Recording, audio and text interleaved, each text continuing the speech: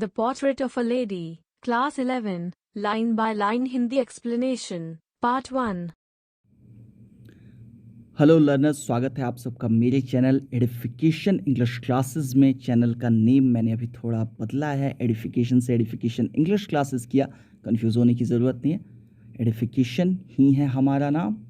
तो आगे बढ़ते हैं हम इस वीडियो के साथ, जो है the portrait of a lady class 11 line by line Hindi explanation का। चलिए पढ़ते हैं हम लोग इस कहानी को, जो खुशवंत सिंह की है। काफ़ी खूबसूरत कहानी है। देखते हैं हम लोग कि आखिर इसमें क्या चीज़ें हैं। शुरुआत करते हैं। खुशवंत सिंह लिखते हैं, my grandmother like everybody's grandmother was an old woman. मेरी दादी हर किसी की दादी की तरह एक बूढ़ी औरत थी। इन्होंने अज्यूम किया कि सबकी दादियाँ बूढ़ी ही होती हैं, वैसी ही थी मेरी दादी, बूढ़ी थी। She had been old and wrinkled for the 20 years that I had known her. कहते हैं पिछले 20 साल, मेरी जो उम्र है 20 साल, जिसमें मैंने अपनी दादी को जाना था, तो जब से मैं उसको जानता था वो कैसी थी, बूढ़ी और झुर्रियोंदार चेहरे वाली। रिंकल, चेहरे पे जो झुर्रियाँ पड़ती हैं उनको कहते हैं। People said that she had once been young and pretty and had even had a husband, but that was hard to believe. आगे कहते हैं कि लोग कहते हैं मेरी दादी के बारे में कि एक समय था जब वो जवान थी, खूबसूरत थी, उसके एक पति भी थे, लेकिन मुझे इस पे यकीन नहीं होता। यह बात बड़ी मुश्किल है, इस बात को मानना, इस पे भरोसा करना। My grandfather's portrait hung above the mantelpiece in the drawing room. मेरे दादाजी की तस्वीर ड्राइंग रूम में मैंटल पीस के ऊपर टंगी रहती है। मैंटल पीस वो जो आपने देखा होगा, लोग अपने घरों में फायर प्लेस बनवा के रखते हैं ना, आग सेकने के लिए सर्दियों में, ड्राइंग रूम्स के अंदर, लिविंग रूम के अंदर। तो उस फायर प्लेस के ऊपर वाली जगह को कहा जाता है जो होती है। तो मैंटल पीस के ऊपर मेरे दादाजी की एक तस्वीर टंगी होती थी ड्राइंग रूम में। He wore a big turban and loose fitting clothes.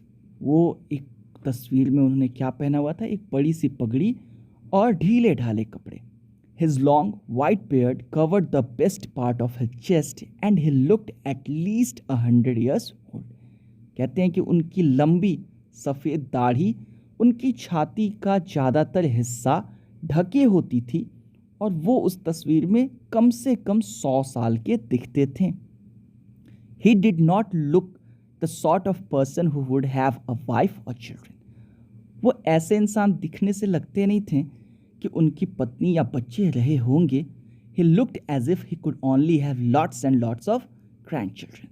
वो तो ऐसे दिखते थे जैसे उनके बस ढेर सारे पोते पोतियाँ, नाती नातिन ही हो सकते, नाती पोते ही हो सकते। एक तरीके का इन्होंने थोड़ा व्यंग्य किया है, कटाक्ष किया है। आखिर बिना बच्चों के, बिना आपके बेटे बेटियों के आप नाती पोते वाले नहीं हो सकते। लेकिन दादाजी इतने बूढ़े इनके दिखते थे कि ये कह रहे हैं कि वो ऐसे नहीं दिखते थे कि कभी उनकी पत्नी या बच्चे रहे हों। सीधे ऐसा लगता है कि उनके नाती पोते ही हो गए होंगे। यहाँ उनके बुढ़ापे पे एक तरीके का वो टॉन्ट कर रहे हैं, या उनके जो लुक्स रहे होंगे उस पोर्ट्रेट में, उस पर कहते हैं आगे कि as for my grandmother being young and pretty the thought was almost revolting. कहते हैं जहाँ तक मेरी दादी के जवान और खूबसूरत होने की बात है, तो ये सोच ही, ये विचार ही इतना बड़ा घिनौना था, बड़ा ही वाहियात था। पहले कुछ लाइन्स में कहा है ना कि मेरी दादी के बारे में लोग कहते थे कि एक समय था जब वो जवान थी, खूबसूरत थी, लेकिन यहाँ वो कह रहे हैं कि ये विचार ही बड़ा खराब सा है, वाहियात सा है, बेकार सा है। She often told us of the games she used to play as a child. अक्सर मेरी दादी हमें बताया करती है उन खेलों के बारे में जो वो बचपन में खेला करती थी। That seemed quite absurd and undignified on her part, and we treated it like the fables of the prophets she used to tell us. अब दादी की ये बात कि वो बचपन में खेला करती थी, ये हमें बड़ी वाहियात और अजीब सी लगती है उसकी तरफ से आते हुए, और हम इस कहानी को भी, उसकी इन बातों को भी ऐसा ही मानते हैं जैसे उसके द्वारा सुनाई गई साधु महात्माओं की कहानियाँ, जो काल्पनिक कहानियाँ होती थी। यानी कि इनको अपनी दादी पे भी भरोसा नहीं होता था कि दादी कभी छोटी भी रही होगी, कभी खूबसूरत भी रही होगी, या कभी नन्ही बच्ची रही होगी, खेलती होगी, उन्हें ये सब बातें एज ए चाइल्ड वाहियात लगती थी। बेसिकली इस पैराग्राफ में एक जो बच्चा होता है ना, उसके मनोभाव, उसकी मेंटालिटी को दिखाने की कोशिश की गई है कि अक्सर उसे लगता है कि वो जिस तरह से अपने माँ बाप या दादा दादी को देख रहा है, वो लोग हमेशा से ऐसे ही थे। कभी वो लोग भी छोटे रहे होंगे, या कभी वो लोग भी छोटे से बड़े हुए होंगे, छोटे होंगे तो हमारी जैसी हरकतें की होंगी। ये एक बच्चे के दिमाग में ये चीज़ें नहीं जाती हैं, वो एक्सेप्ट जल्दी नहीं करता है। आगे कहते हैं कि she had always been short and fat and slightly bent. मेरी दादी हमेशा से ही थोड़ी छोटी थी, थोड़ी मोटी थी और ज़रा सा झुकी हुई थी। Her face was a criss cross of wrinkles running from everywhere to everywhere. उसका चेहरा, उसके चेहरे पे इधर से उधर हर तरफ झुर्रियों का एक जाल बिछा हुआ था। No, we were certain she had always been as we had known her. कहते हैं नहीं, हम लोग एक बात तो भरोसे के साथ कह सकते हैं, हमारा इसी बात पे भरोसा था कि हमारी दादी हमेशा से ऐसी ही है जैसी हम उसे आज देख रहे हैं, जैसी हम उसे जानते हैं। फिर वही बात, एक बच्चे का दिमाग ये एक्सेप्ट करने को तैयार नहीं था कि दादी इसके अलावा भी कभी कुछ रही होगी। आगे कहते हैं old, so terribly old that she could not have grown older and had stayed at the same age for 20 years. कहते हैं कि मैंने जब 20 साल मैंने अपनी दादी को जाना, इतनी बूढ़ी, इतनी ज़्यादा भयानक तरीके से बूढ़ी थी कि इससे बूढ़ी वो क्या हो सकती थी, इससे बूढ़ी उसका होना संभव नहीं था, इससे ज़्यादा बूढ़ा होना। शायद वो जो 20 साल मैंने उन्हें जाने थे, शुरू से लेकर अंत तक उसी उम्र की थी। यानी जब मैंने देखना शुरू किया तब से लेकर मेरे 20 साल का होने तक वो एक ही उम्र की थी। She could never have been pretty but she was always beautiful. आगे कहते हैं मेरी दादी कभी खूबसूरत तो नहीं रही होगी, लेकिन हमेशा सुंदर जरूर रही होगी।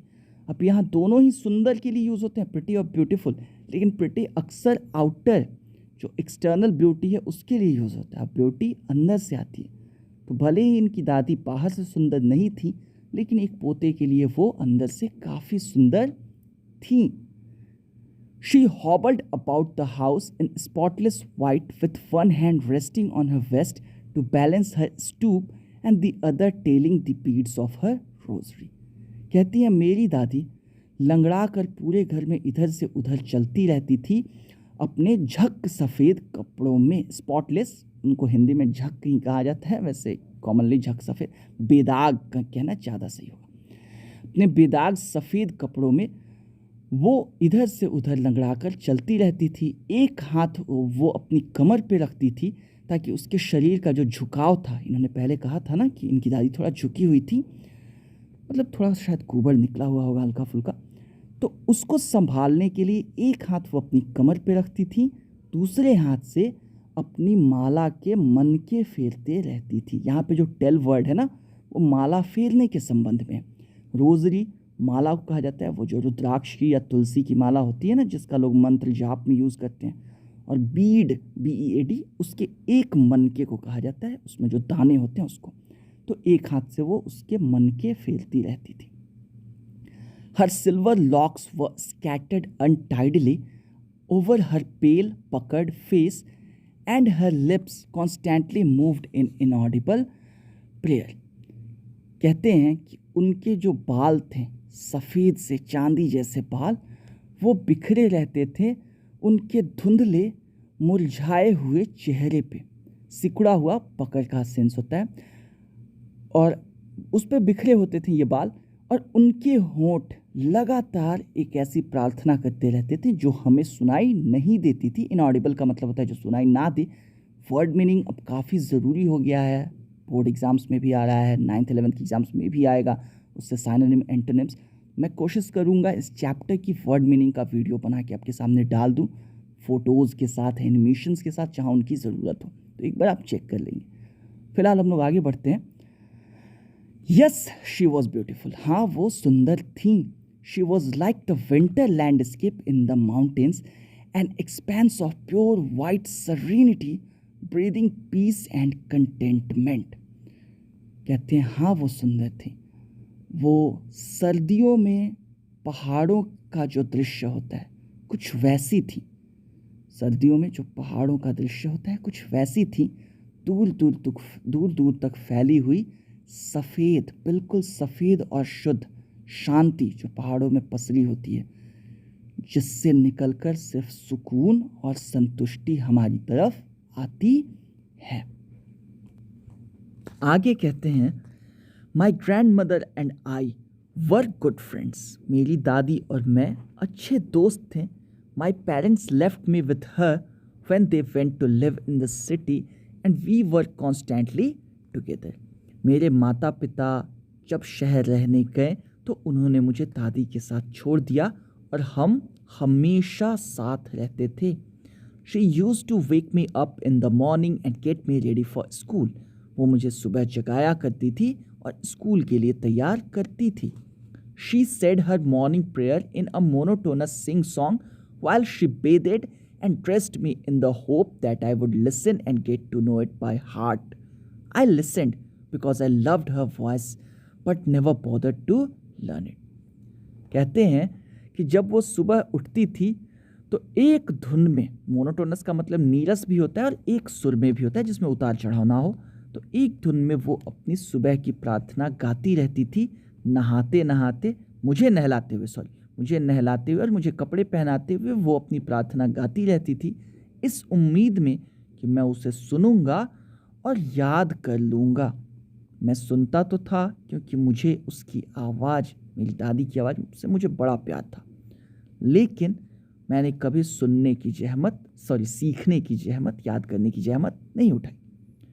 Then she would fetch my wooden slate, which she had already washed and plastered with yellow chalk, a tiny earthen ink pot, and a red pen, tie them all in a bundle and hand it to me. फिर वो मेरी लकड़ी वाली slate लाती थी जिसको पहले उसने धो धा के उस पर पीली मिट्टी डाल रखी होती थी, लगा रखी होती थी। फिर एक छोटा सा मिट्टी का वो इंक पॉट दवात लेकर आती थी और एक लाल सी कलम। उन सबको वो एक बंडल में बांधती थी और मुझे थमा देती थी। पहले लोग ऐसे ही लिखते थे, खड़िया आती थी लकड़ी की, उस पर सरकंडों की कलम होती थी जिसको दवात में इंक में डुबा के लिखते थे। वो इंक भी अक्सर कोयलों से बनता था। मैंने तो सिर्फ सुनी है बातें, देखा तो है नहीं, मैंने सुना है और पढ़ा है, तो जो मुझे आता है वो मैंने आपको बताया। तो इस तरीके से मुझे ये सामान देती थी। After a breakfast of a thick steel chapati with a little butter and sugar spread on it, we went to school. नाश्ते में हम लोग एक बासी चपाती के ऊपर ढेर सारा मक्खन, थोड़ा सा मक्खन और चीनी लगाकर खाते थे। एक चपाती ऐसे नाश्ते में करने के बाद हम स्कूल जाते थे। हम, ये कह रहे हैं हम यानी दादी के साथ जाते थे। She carried several steel chapatis with her for the village dogs. वो अपने साथ कई बासी चपातियाँ साथ में लेकर जाती थी गांव के कुत्तों को खिलाने के लिए। My grandmother always went to school with me because the school was attached to the temple. मेरी दादी हमेशा मेरे साथ स्कूल जाती थी क्योंकि स्कूल मंदिर से जुड़ा हुआ था। The priest taught us the alphabet and the morning prayer. पुजारी जी हमें अल्फ़ाबेट सिखाते थे और साथ में सुबह की प्रार्थना भी सिखाते थे। अल्फ़ाबेट किसी लैंग्वेज में जो लेटर्स होते हैं उनके ग्रुप को कहा जाता है। While the children sat in rows on either side of the veranda, singing the alphabet or the prayer in a chorus, my grandmother sat inside reading the scriptures. जब हम बच्चे दोनों तरफ बैठ के, बरामदे के दोनों तरफ कतार में बैठकर या तो गा के अल्फ़ाबेट पढ़ते थे या एक कोरस में, कोरस मतलब साथ में एक सुर में, बहुत लोग जब गाते हैं तो वो कोरस होता है, या एक सुर में सब साथ में कोरस में प्रार्थना गाते थे। इस सारा वक्त मेरी दादी बेचारी बैठी होती थी अंदर मंदिर में। वो क्या पढ़ती रहती थी? जो हमारे धर्म ग्रंथ रखे होते थे मंदिर में, वो। When we had both finished, we would walk back together. जब हम दोनों ही अपनी पढ़ाई, अपना काम ख़त्म कर चुके होते थे तो हम साथ में वापस घर आते थे। This time the village dogs would meet us at the temple door. They followed us to our home, growling and fighting with each other for the chapatis we threw to them. इसको through पढ़ते हैं, through नहीं पढ़ते। अब इस वक्त जब हम वापस लौटते थे तो गांव के सारे कुत्ते मंदिर के दरवाजे पर हमसे आके मिलते थे और हमारा पीछा करते करते घर तक आते थे, गुर्राते हुए और आपस में लड़ते हुए। वो गुर्राते थे और लड़ते थे चपातियों के उन टुकड़ों के लिए जो हम उनके लिए फेंकते थे। When my parents were comfortably settled in the city, they sent for us. जब मेरे माता पिता अच्छे से शहर में सेटल हो गए तो उन्होंने हमें बुलाया, मेरी दादी और मुझे। That was a turning point in our friendship. वो एक बड़ा ही अलग तरीके का समय आया हमारी दोस्ती में। टर्निंग पॉइंट किसी ऐसे पॉइंट को कहा जाता है जिसके बाद चीज़ें काफ़ी बदल जाएं। तो ऐसा ये समय था, ऐसा बिंदु था जब बहुत कुछ बदल गया हमारी दोस्ती में। Although we shared the same room, my grandmother no longer came to school with me. कहते हैं हालांकि दादी अभी भी मेरे ही कमरे में सोती थी, हम दोनों एक ही कमरे में रहते थे, लेकिन फिर भी मेरी दादी अब स्कूल मेरे साथ नहीं आती थी। I used to go to an English school in a motor bus. मैं एक इंग्लिश स्कूल में पढ़ने जाता था एक मोटर बस में बैठकर। There were no dogs in the streets and she took to feeding sparrows in the courtyard of our city house. कहते हैं वहाँ गलियों में कुत्ते नहीं हुआ करते थे, इसीलिए मेरी दादी ने क्या शुरू कर दिया, हमारे घर के आंगन में खाना खिलाना गौरैयों को। स्पैरो गौरैया होती हैं, उनको खिलाना इन्होंने शुरू कर दिया। टेक टू समथिंग का मतलब होता है ना, कोई नई हॉबी शुरू करने के सेंस में होता है कि ये काम करने लग जाना। तो कुत्ते नहीं थे, मेरी दादी ने क्या शुरू किया, गौरैयों को खाना खिलाना। As the years rolled by, we saw less of each other. जैसे जैसे साल बीतते गए अब हम कम ही एक दूसरे से मिलते थे। For some time she continued to wake me up and get me ready for school. कुछ वक्त तक तो वो मुझे सुबह जगाती रही और स्कूल के लिए मुझे तैयार करती रही। When I came back, she would ask me what the teacher had taught me. जब मैं स्कूल से वापस आता था तो मेरी दादी मुझसे पूछती थी कि स्कूल में टीचर्स ने मुझे क्या सिखाया है। I would tell her English words and little things of Western science and learning, the law of gravity, Archimedes' principle, the world being round, etc. मैं उन्हें बताता था कि कुछ इंग्लिश शब्द जो ये मुझे मेरे टीचर ने सिखाए और छोटी छोटी चीज़ें मैं उन्हें बताता था पाश्चात्य विज्ञान के बारे में, पश्चिम के विज्ञान के बारे में, लर्निंग के बारे में, जैसे कि लॉ ऑफ ग्रेविटी यानी गुरुत्वाकर्षण का सिद्धांत, आर्किमिडीज का सिद्धांत और दुनिया गोल है, यही सब चीज़ें मैं उन्हें बताता था जो मैं स्कूल से सीख के आता था। This made her unhappy. इन चीज़ों से वो बड़ी नाखुश होती थी। क्यों? She could not help me with my lessons. वो बेचारी मेरी मदद नहीं कर पाती थी इन चीज़ों में। मुझे जो भी होमवर्क मिला होता था या मुझे जो लेसन्स पढ़ने होते थे इनमें वो मदद नहीं कर पाती थी। She did not believe in the things they taught at the English school and was distressed that there was no teaching about God and the scriptures. मेरी दादी उन चीज़ों पर भरोसा नहीं करती थी, वो चीज़ें जो हमारे इंग्लिश स्कूल में हमें पढ़ाई जाती थी, और वो बड़ी परेशान हो जाती थी ये सुनकर कि स्कूल में भगवान और धर्म ग्रंथों के बारे में हमें नहीं पढ़ाया जाता है। One day I announced that we were being given music lessons. एक दिन मैंने आकर बताया कि हमें संगीत की शिक्षा दी जा रही है। She was very disturbed. ये सुनकर वो बड़ी आहत हुई, बड़ी परेशान हुई। To her, music had lewd associations. मेरी दादी का ये मानना था कि संगीत जो है वो थोड़ा गंदी चीज़ों से, अश्लील चीज़ों से जुड़ा हुआ है। It was the monopoly of harlots and beggars and not meant for gentlefolk. दादी का मानना था कि संगीत सिर्फ वेश्याओं, तवाइफों और भिखारियों के लिए है, अच्छे लोगों के लिए ये नहीं है। She said nothing but her silence meant disapproval. हालांकि वो कुछ बोलती नहीं थी, लेकिन उसकी खामोशी, उसकी चुप्पी का मतलब होता था कि इन चीज़ों से वो सहमत नहीं है। She rarely talked to me after that. इसके बाद वो मुझसे कम बातें करने लगी। अब इस वीडियो को हम लोग यहीं छोड़ते हैं क्योंकि ज़रूरत से ज़्यादा लंबा हो जाएगा तो आप लोग बोर हो जाएंगे। हालांकि इस चैप्टर का पार्ट 2 यानी दूसरा वीडियो मैंने जिसमें ये चैप्टर कंप्लीट हो जाएगा वो मैंने साथ में ही बना के डाला हुआ है। लिंक नीचे डिस्क्रिप्शन में होगा, आप चेक कर लें। उम्मीद करूँगा ये सब चीज़ें आपके काम आए। मिलते हैं अगले वीडियो में, तब तक के लिए stay safe, take care and keep learning. End of the video. The Portrait of a Lady. Class 11. Line by line Hindi explanation. Part 1. उम्मीद करता हूँ आपको ये लेसन समझ में आया होगा। अगर ऐसा है तो प्लीज़ लाइक का बटन दबाइए, वीडियो अच्छा लगा हो तो, और साथ में नीचे कमेंट करके हमें ज़रूर बताइए अगर वीडियो नहीं पसंद आया, या आप ये भी बता सकते हैं कि आप आने वाली वीडियोस में क्या चाहते हैं। शेयर ज़रूर कीजिए अपने दोस्तों के साथ अगर पसंद आया हो, और सब्सक्राइब ज़रूर कीजिए हमारे चैनल को।